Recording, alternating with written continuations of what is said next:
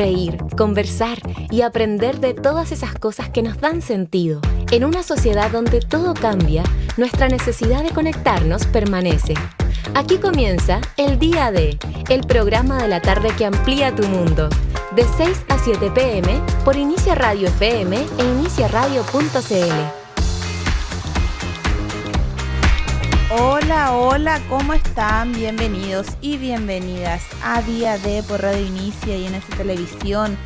Recuerden que nos pueden escuchar desde Antofagasta a Punta Arenas por las distintas diales que pueden encontrar ahí en la página iniciaradio.cl.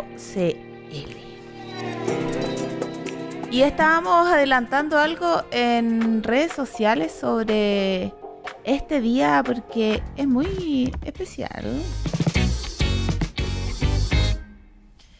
ya que es el Día Mundial de la Suegra. Este personaje, por decirlo de alguna forma, miembro de la familia, ha sido durante años objeto de chistes, burlas y mitos. Sin embargo, para algunos pasa a ser una figura materna más y parte fundamental del grupo familiar y del seno de la familia, porque es muy importante su rol en las relaciones. A veces ellas están como mediadoras entre las discusiones de pareja de sus hijos. También, como lo hablábamos ayer, muchas cumplen el rol de segunda madre para los nietos. Así que el día de hoy no se trata de burlarse ni de tirarle mala onda a las suegras, sino todo lo contrario, agradecerles por estar presentes siempre y cuando no hagan tantas intromisiones. Así es. Nuestro radio control mueve la cabeza. ¿No quiere decir algo?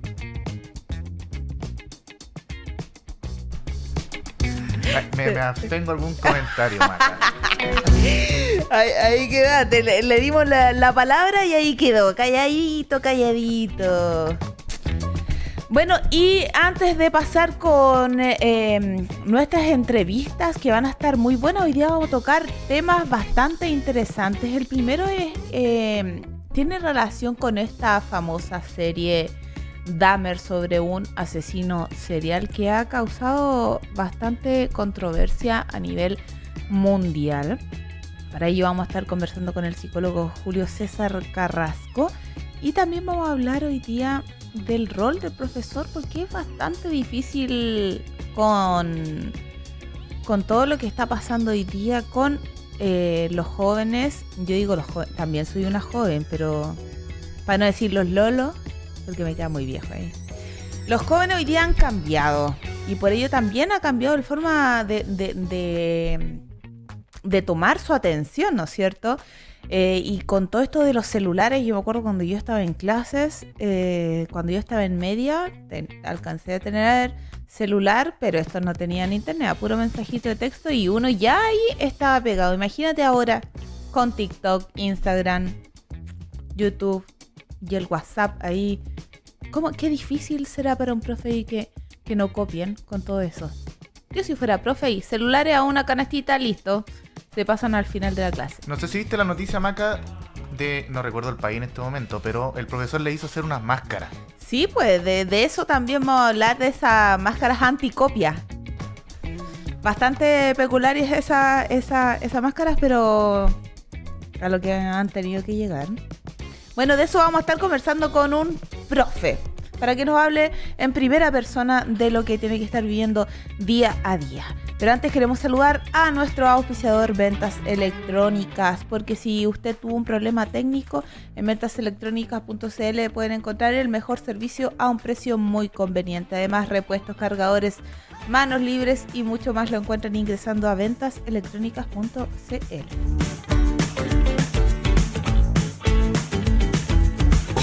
En Día D nos ponemos en marcha contigo, con las dosis justas de información y datos que marcan la agenda.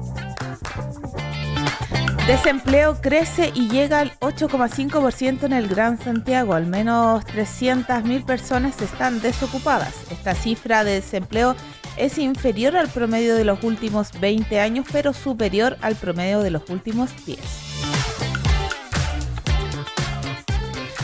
Denuncian que playas con candados que fueron abiertas en el 2019 están nuevamente cerradas en Pichilemu. Se trata del ingreso a las playas Mónaco y Carrizalillo, ubicada en la costa de la región de O'Higgins, cuyo acceso fue abierto en una mediática intervención de la entonces ministra subrogante de Bienes Nacionales, Alejandra Bravo.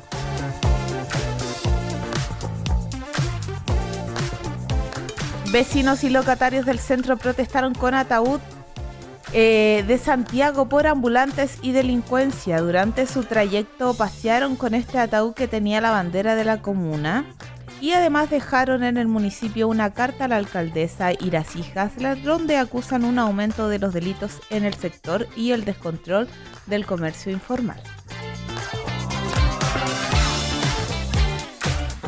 Infiltrada en fábricas de Chain destapa cuestionables condiciones de trabajo, jornadas de hasta 18 horas, un solo día libre al mes, descuento de 2/3 del sueldo en caso de errores en la confección, son algunas de las prácticas denunciadas.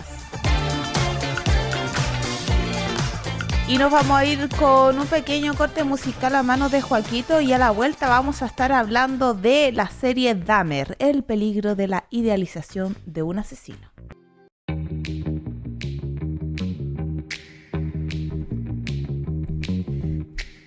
Y estamos de vuelta en Día D por la 96.5.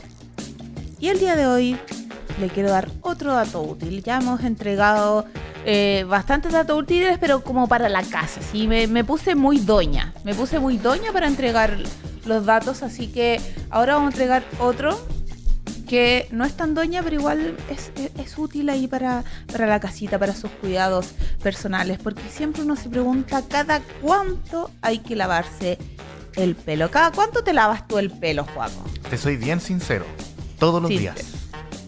Muy mal, pues, niño. Lo sé, sí, algo he escuchado. Muy mal, pues. Yo también me lo lavaba todos los días porque como tengo rulos, me acostaba y después despertaba así como con los resortitos acá. Pero una de las medidas básicas de higiene de toda persona, por supuesto, es el lavado del cabello. Hay quienes se lavan todos los días, como el Juaco, o por el contrario, hay quienes prefieren esperar unas jornadas para acondicionarse el cabello. Sin embargo, hay una duda que rodea a todo esto. ¿Es recomendable hacerlo o no de forma diaria? Estas preguntas las respondieron los expertos en salud capilar y dicen todos que no se debería lavar el pelo todos los días.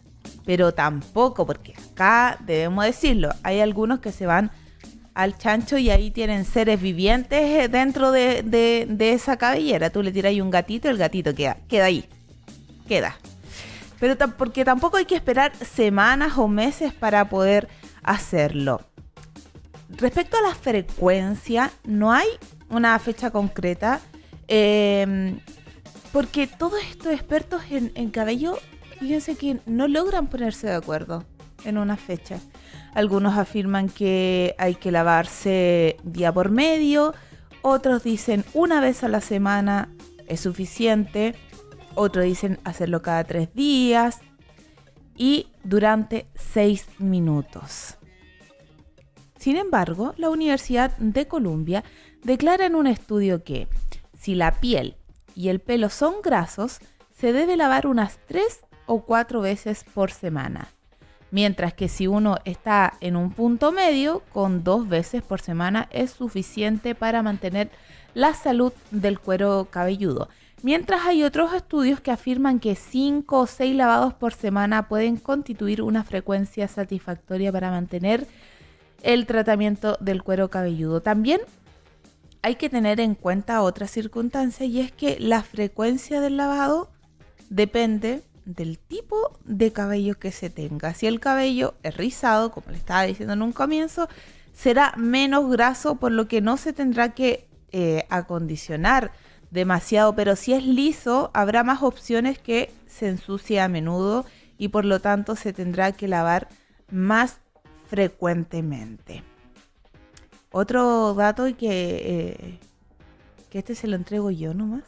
No soy especialista, pero la forma que indica que el cabello ya está más limpio es cuando te sale harta espuma del champú, porque si uno se echa espuma o sea, si se echa champú y no sale nada de espuma, es porque el cabello aún está sucio. De hecho, yo cada vez que me lo lavo, me echo 2 veces champú. La primera ahí, por encimita ahí, que salga toda la suciedad. Y luego en la segunda, pruébenlo en casa y después me cuentan. Y en la segunda sale una cantidad de espuma maravillosa. Me encanta a mí lavarme el cabello. Yo ya lo estoy transformando como una especie de ritual. Hoy ahí me surgieron varias preguntas. Hartas preguntas. Ya. ¿Cuáles? Saber, por ejemplo, si estoy usando el champú correcto para el tipo de pelo mío. Eso va a depender de cómo te esté quedando el pelo, porque si te sale caspa, obviamente no es el champú indicado. Hay muchos que recomiendan estos champús sin sal y fíjate que son bastante baratos. Sin sal. Sí. Hay unos que son los Familan, que son como a veces los tiran ahí y los miran a huevo, y esos son bastante buenos. Pero tú, Juaco, deberías usar ya Tío Nacho, pues. Yo creo que sí. El Juaco está listo para comercial de Tío Nacho. O sea, pero ¿sabes qué me pasó algo acá en Santiago? Yo antes no vivía en Santiago, pero me vine a Santiago y tengo el pelo más claro. No sé por qué. Por el agua. Debe ser el agua, ¿no? Por el agua. Yo tenía el pelo más oscuro. Sí, el agua influye mucho, de hecho, en la sequedad, también en el frizz. En el frizz influye bastante. Y también los que empiezan a alisar el pelo. Juan, tú no te lo alisas, pues lo tienes lisito.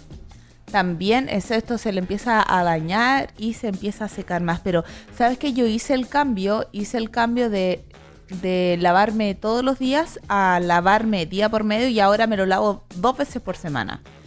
Pero antes, ¿sabe qué? Se me ensuciaba mucho más rápido. Mucho más rápido cuando me lo ¿cómo se llama? Me lo lavaba todos los días.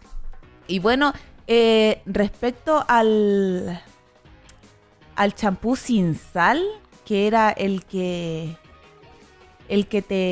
te mencionaba, hay bastante champú sin sal, pero ¿cuál es ese? Es aquel que, al carecer de sulfatos y cloruro, higieniza el cuero cabelludo sin alterar su pH. Su uso resulta entonces más respetuoso, por así decirlo, con nuestra estructura natural, ya que no retira totalmente todos los aceites naturales y la queratina, que ayuda a mantenerlo hidratado. Y hay varios champús sin sal que existen. Hay champú puro sin sulfato, hay champú sin sal con queratina y hay solo champú sin sal. ¿Cómo uno lo reconoce? Tiene una consistencia mucho más ligera y también tiene mucho menos espuma al contacto con el agua que los champús tradicionales.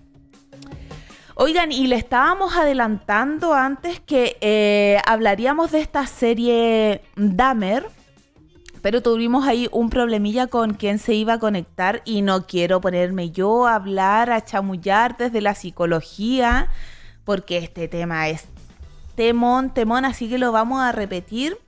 Le mandamos un abrazo cariñoso a Julio César, esperamos que todo esté bien, y vamos a hablar la próxima semana entonces de esta producción sobre Jeffrey Dahmer que lanzó la plataforma Netflix. Así que si ustedes están escuchando y tienen ahí las redes sociales de Radio Inicia, háganos todas las preguntas para ahí consultarle al especialista. Estamos idealizando a los asesinos en serie con estas series. ¿Cuánto influye la estética del protagonista? Pasó algo parecido con otros actores que también hicieron, protagonizaron a asesinos, como por ejemplo Zac Efron, que uno ya empieza a asociar estas imágenes del niño guapo, ¿cierto? Con este asesino serial y al parecer causa más empatía, hay más seguidores, se romantizan y hasta genera grupos de fans, como lo hizo también la serie You, que esta, si bien ya no es un asesino serial, es un psicópata. Y también se tiende a idealizar y a romantizar esta imagen de este chico que persigue por todos lados y que acosa a esta mujer. Al final al actor, Claro, no al personaje. así es, Claro. al actor. Bueno, esto pasa mucho en jóvenes en TikTok. Se ve mucho como en las canciones se ponen canciones románticas con imágenes de estos asesinos. Y hace poco también se puso en venta el disfraz de Dahmer con un eslogan: "Me como a tipos como tú para desayunar". Un juego de palabras con el hecho de que Dahmer se comía algunas partes del cuerpo de las víctimas. Esperemos que en este Halloween nadie use el disfraz de Dahmer. Esperemos. No, de todas maneras no hay que romantizar ese tipo de cosas. Así es. No. Porque otra cosa son los personajes de ficción, que son asesinos que uno entiende que es ficción, pero esto es real. Hubo muchas víctimas. Yo creo que pasa mucho ese fenómeno de que consumimos tantas series, tanta ficción, que a veces nos olvidamos que están basadas en hechos reales, como se dice. Sí, po. Y la poca sensibilidad que existe también en ese sentido, o la pérdida de la sensibilidad por algunos temas. Sobre todo cuando uno no está enfrentado a algo similar. Entonces uno no lo asimila a nada. Bueno, más allá de un análisis que uno puede hacer, yo siento que es un poco de esa pérdida de sensibilidad, o como él me da lo mismo. Así como... Claro. Y también yo siento que al verlo como una figura gringa, uno tiende a veces hasta a distanciarse de eso y decir, ay no, si esto es allá, ¿qué tenemos que ver nosotros? Pero ¿qué pasa si nosotros idealizáramos acá a un asesino? ¿Cuántos asesinos, cuántos femicidios no existen acá en Chile? ¿Qué pasa si vemos a alguien acá disfrazado? Sería distinta la cosa. Es terrible, claro. Sería distinta la cosa. Bueno, nos vamos a ir con un poquito de música y a la vuelta vamos a conversar con un profe de historia que nos va a contar cómo es hoy día enfrentarse al aula.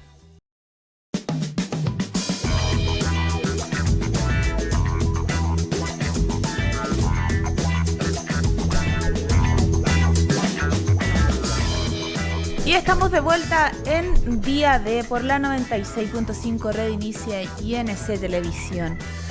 Y como les adelantaba, también vamos a hablar hoy día de la difícil tarea de ser profesor.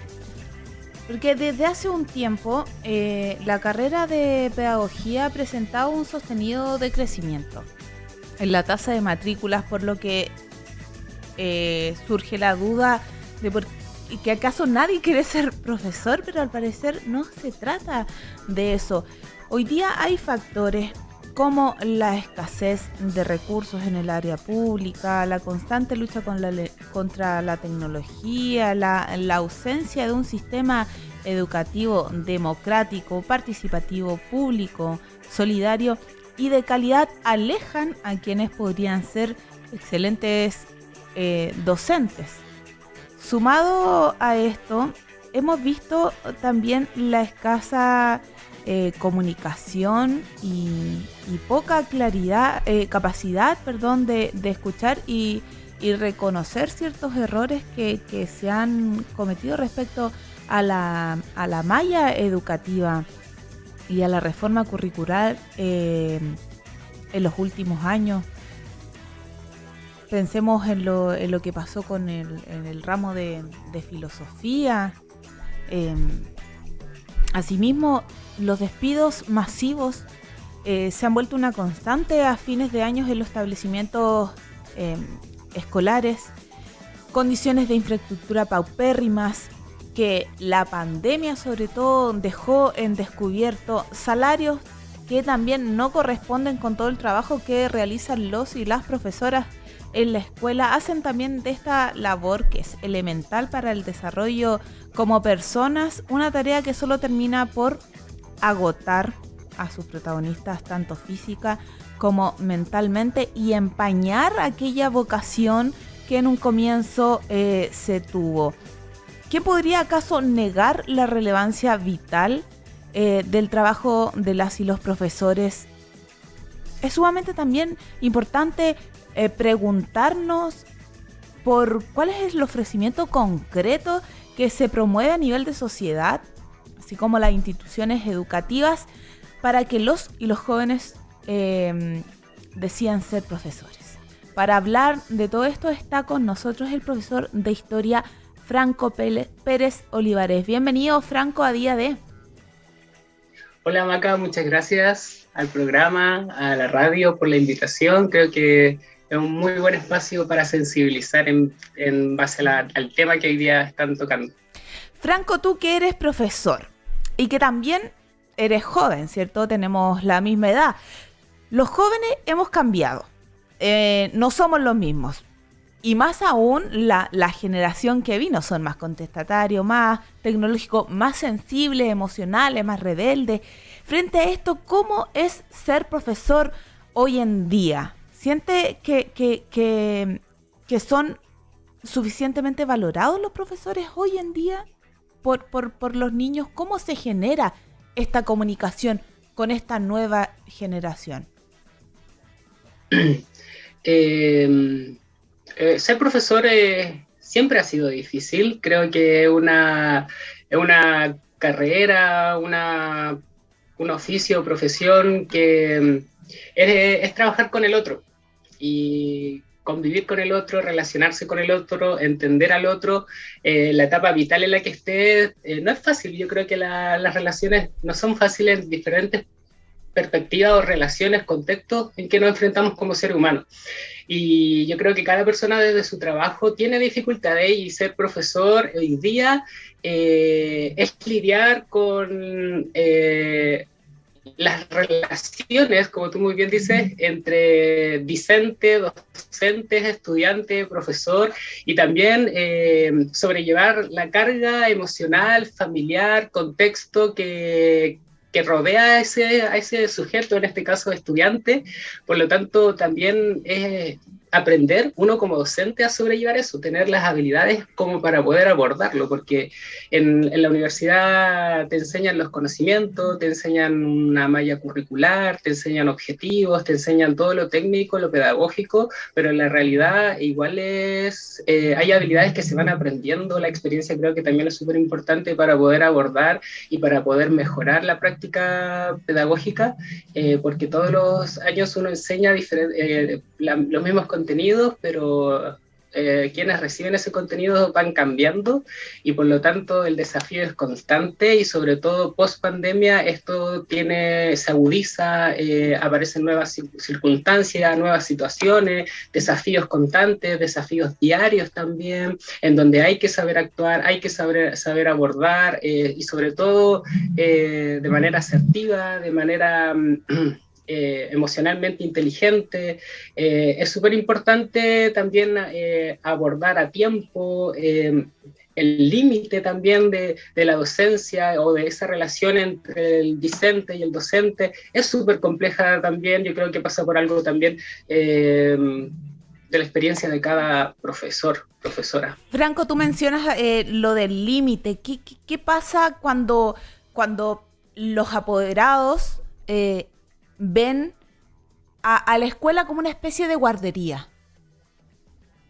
Yo creo que ahí también se responde la pregunta cuando dice si se valora o no se valora. Yo creo que los estudiantes, las y los estudiantes sí los valoran, pero creo que no valoran mucho los adultos, las familias. Yo creo que les cuesta valorar o entender un poco cuál es el trabajo o cuál es el objetivo que tenemos como docentes, pues, o qué es lo que es la docencia en el fondo, y que no se confunda con esto de guardería, ¿cierto? Donde se desligan un poco de las responsabilidades, e incluso pasan por ese problema muchas de las problemáticas que tenemos que abordar con los estudiantes. en donde se desligan de sus responsabilidades parentales y por lo tanto, ahí es porque hay una desvalorización de la docencia, entendiendo como el cuidado, ¿cierto? Porque también si nos vamos a la historia, quienes comienzan haciendo la docencia son las mujeres. Y se relaciona, ¿cierto?, inmediatamente un tema de género, se relaciona un tema cultural, con respecto también a lo que son las educadoras de párvulo. Entonces, hay un tema ahí con respecto a lo que es la docencia, la responsabilidad parental y cómo se desligan de ello hoy los padres, sobre todo a medida que los chiquillos van creciendo, a medida que los adolescentes van creciendo, es mayor esa desafección que hay entre padre e hijo, se van desligando de sus responsabilidades porque quizá se entiende de que el niño o la niña va generando autonomía. Estamos conversando con Franco Pérez, profesor de Historia, sobre la difícil tarea de ser profesor hoy en día y bueno, como dice Franco, no solo hoy en día, sino que a lo largo de la historia. No le quiero quitar mérito, por supuesto, a los profesores que lo han sido en otros tiempos. Franco, ¿tú sientes que se condice el salario que reciben los profesores con la carga laboral que tienen? ¿Existe una sobrecarga, hablémonos a nivel administrativo? Sí, creo que hay una sobrecarga.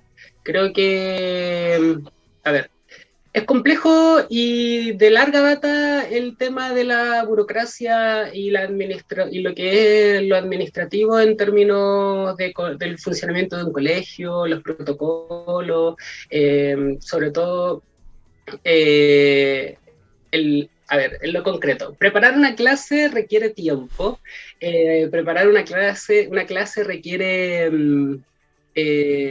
ponerte en el lugar de quien va a recibir la clase. Entonces tú tienes que aprender a conocer a esa persona, a aprender a su ritmo de aprendizaje, su estilo de aprendizaje, y también detrás de un contexto, etc.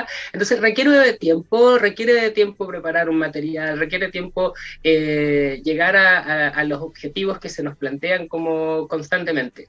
Pero aparte de eso, también hay todo un tema administrativo en el cual se tiene que llevar, porque también hay una exigencia ministerial, de superintendencia. Entonces por ese lado también se tiene que cumplir en cierto papel, por cumplir el papel, y creo que ahí estamos muy al debe en términos de actualizar un poco la burocracia. Creo que los colegios todavía, en gran parte de los colegios, sobre todo municipales, en particular subvencionados, hay un tema con respecto a la modernización de lo que es la burocracia, lo administrativo.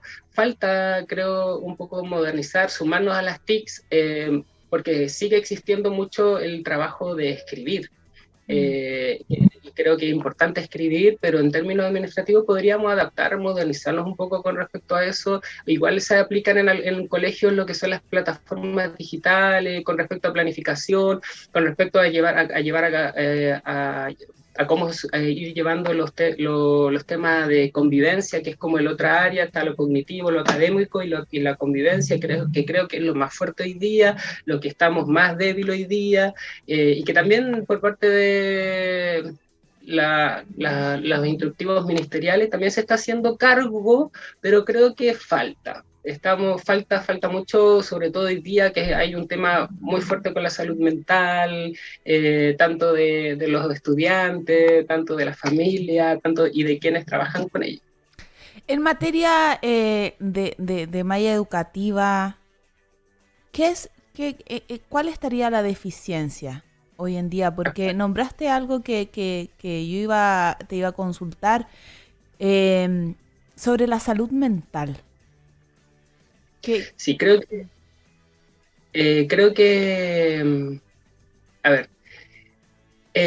todo lo que pasa en un colegio es muy representativo de lo que pasa en un país, en una sociedad. Creo que un colegio es como un mini país. Hay normas, hay identidad colectiva, individual, hay libertades, hay derechos, hay funciones, hay deberes, convivencia, micro sociedades, jerarquía. Creo que ocurre mucho lo que pasa a nivel social, es como un reflejo. Entonces, en términos curriculares, creo que hace falta una actualización en el paradigma en la educación. Creo que hemos avanzado poco en términos de un paradigma constructivista, todavía estamos muy en lo conductista. Creo que hace falta también sumarnos a las tecnologías de la información y comunicación, aunque se ha hecho con el tiempo, en tiempos pasados se promueve, hay ramos de tecnología, pero hace falta mejorar las metodologías, las herramientas. Creo que también como profesores tenemos que, nos hemos sumando con esto de la pandemia de forma obligatoria, bien, porque las necesidades de las circunstancias lo solicitan así, y eso también es un desafío que es importante como mencionarlo. Y en este caso, es importante actualizar lo que nos enseñan en la universidad con las demandas y necesidades de la sociedad y sus problemáticas. En términos de convivencia, de educación ciudadana, por ejemplo, en lo que yo me manejo, si hablamos como de términos curriculares, recién en el 2005 hay una actualización con respecto a esto de modernizarnos según las demandas, las problemáticas que ocurren fuera de los colegios, en la sociedad, ¿bien? En donde nuestros estudiantes van a involucrarse al salir de cuarto medio. Entonces, recién el 2005, en donde el 2005 hay una reforma curricular en donde se da como un vuelco, porque anterior a eso, desde el 2005 hasta que se inicia la educación cívica, que en 1912, todo es con traspaso de conocimiento. El estudiante es un recipiente, pero después del 2005, muchos años después, incluso sigue siendo lejos hasta ahora, hay un cambio en el paradigma, como hablando ya la educación cívica o educación ciudadana como desde un punto de vista desde la participación activa, la democracia, derechos humanos, lo que tiene que ver también con la tolerancia, empatía, algo más formativo, valórico, ¿cierto? En donde nos permite aprender a convivir con el otro. Entonces yo creo que desde el 2005 hasta más o menos el 2016 con Bachelet, después el 2019 con Piñera, hay unos ajustes en términos de convivencia y que abordan un poco el cómo aprender a convivir. Ya fue súper discutido y como debatido el término de, por ejemplo, de historia en tercero y cuarto medio en el 2019, ¿cierto? Claro. Ahí, y que fue obligatoria ahora educación ciudadana en tercero y cuarto medio, pero también eso hace falta, o sea, hay memoria que es importante recordar para que no vuelva a ocurrir, pero también es importante la educación cívica que nos enseña a compartir, nos enseña a convivir con un otro, que es parte de lo que se hace día a día. Hoy día se está llevando a cabo eso. En tercero y cuarto medio tienen educación ciudadana, en donde se ven términos como de derecho humano, cómo funciona el poder judicial y cómo se relaciona con los derechos humanos, la vulneración a los derechos humanos, que es un poco lo que estamos viviendo hoy día en la sociedad actual, que ocurre con la libertad, una palabra súper importante, una palabra que genera mucha discusión, cuál es el límite de la libertad, ¿cierto? ¿Cuál es el límite de la libertad de expresión? Etcétera, donde también nos ayuda a regularnos un poco dentro de esta sociedad y así también aprender a convivir para evitar estos conflictos que hoy día se ven reflejados en la salud mental.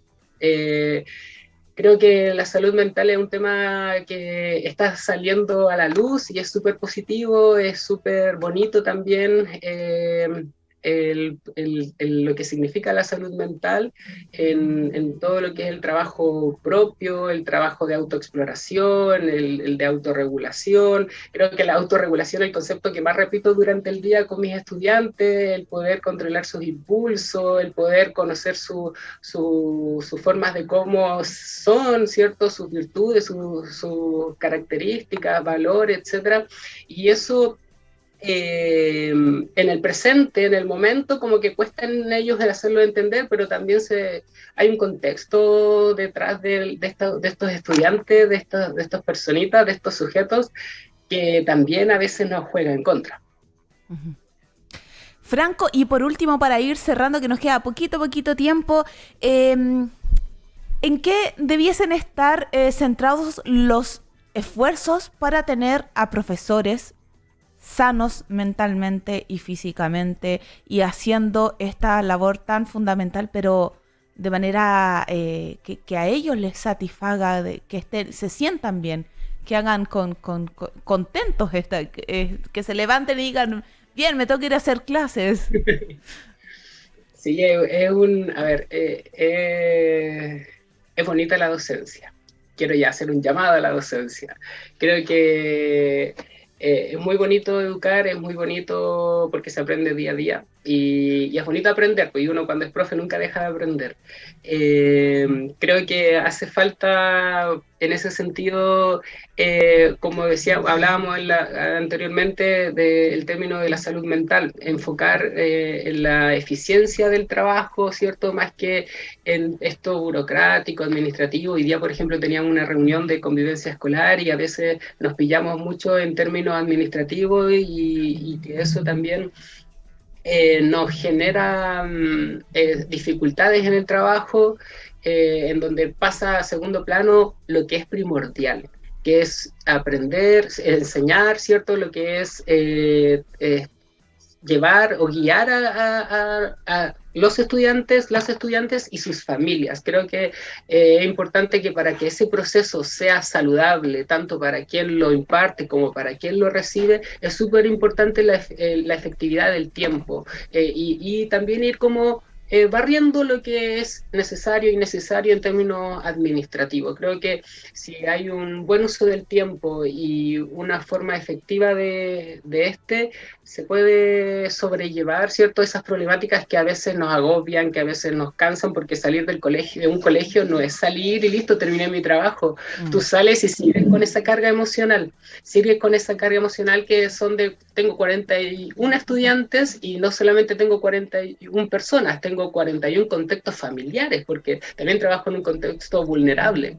Entonces, es sobrellevar también las problemáticas que no son menores, de las familias, de los mismos estudiantes. Entonces creo que es súper importante el trabajo también de las habilidades blandas, la inteligencia emocional, dentro de las universidades, que exista ese apoyo o esas asignaturas, que creo que va por un poco de lo metacognitivo o las neurociencias en las universidades, pero creo que hace falta un poco más todo esto de la psicología en la educación.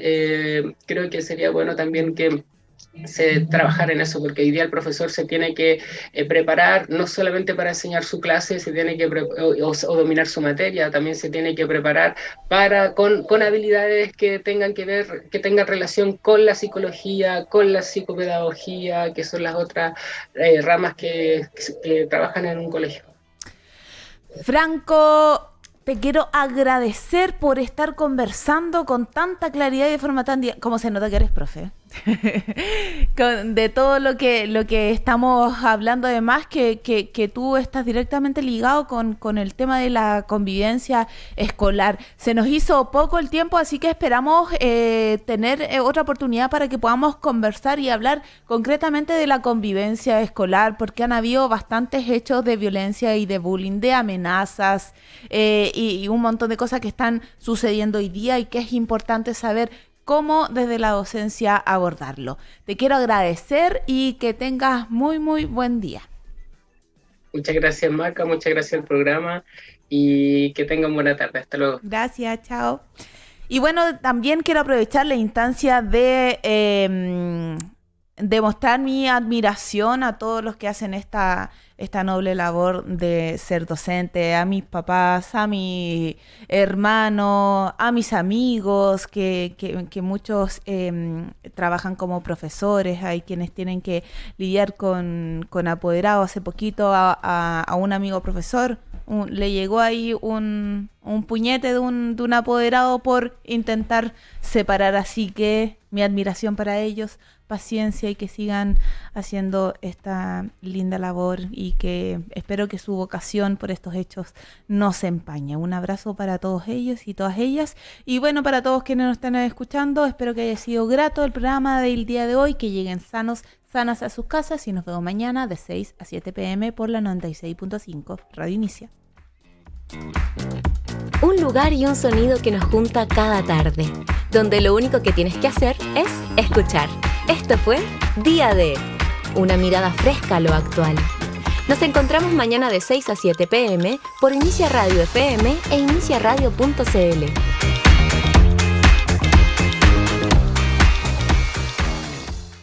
Sigues en la sintonía de Inicia.